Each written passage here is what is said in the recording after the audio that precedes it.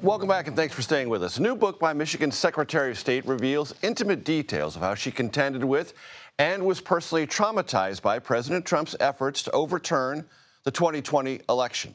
The book is called The Purposeful Warrior, Standing Up for What's Right When the Stakes Are High. Jocelyn Benson joins me now. In addition to being Michigan Secretary of State, she is also importantly running to become its next governor. Madam Secretary, good to see you. You know as well as I do that when a political figure of any stripe writes a book and is running for another office, a sometimes cynical public assumes you're writing it as a campaign manifesto. Did you? No, I actually started writing this long before I had thought of running for governor, but in the aftermath of the 2020 presidential election. It was an effort to tell the story of what it was like to stand up to a president, what it took.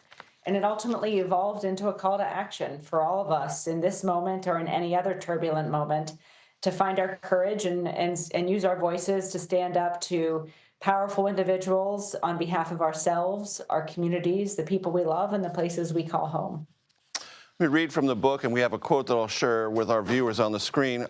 Quote, "I stood up to Donald Trump when he lied about me, just as any one of us should be prepared to do with any president or any leader who uses their authority to belittle others with lies and threats.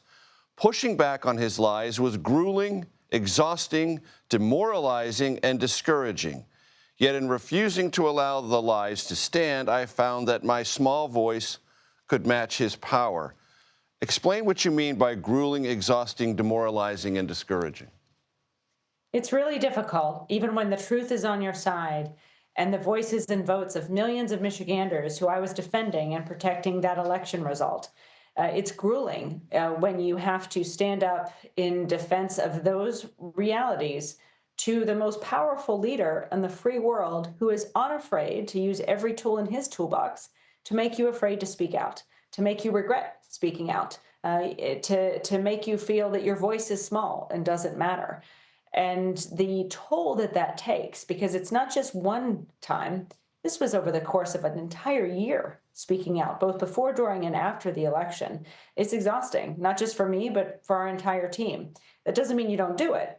It just means you acknowledge the challenge and the struggle so that as other people try to determine their path to stand up to any type of powerful figure, they recognize that it will be tough, but it's still the right thing to do.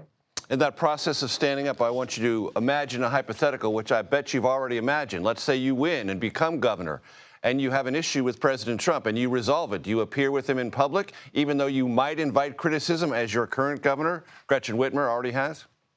It's unlikely. I mean, I would say, based on my actions as Secretary of State, my commitment is always going to be, as governor, to protect the economic strength and prosperity of the people of Michigan, just as I've protected their voices and their votes and their freedoms.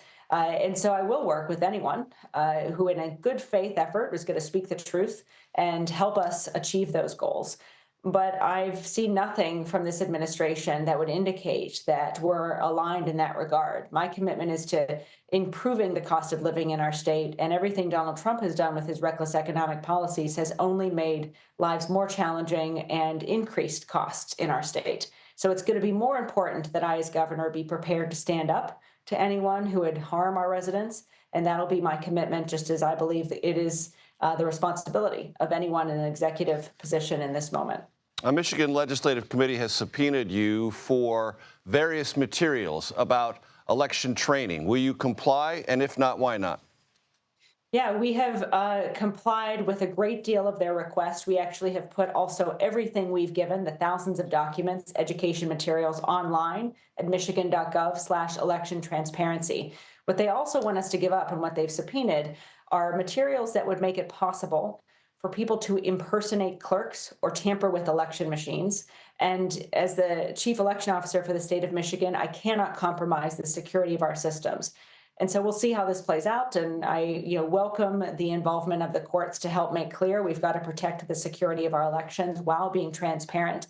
But we've been abundantly open in providing them with thousands of documents they've requested. And the entire public can see those same documents online at michigan.gov/election transparency.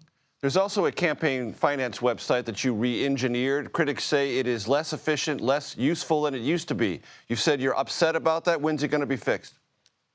We're working. I was actually on the phone with the CEO of the company today that we hired to upgrade our campaign finance reporting system. I'm confident and optimistic as we get through this upgrade, which is a temporary challenge, that the long-standing campaign finance reports will be accessible and more transparent than before, and that's what we're all working towards together. And I'm impatient as everyone else. I want to get there too.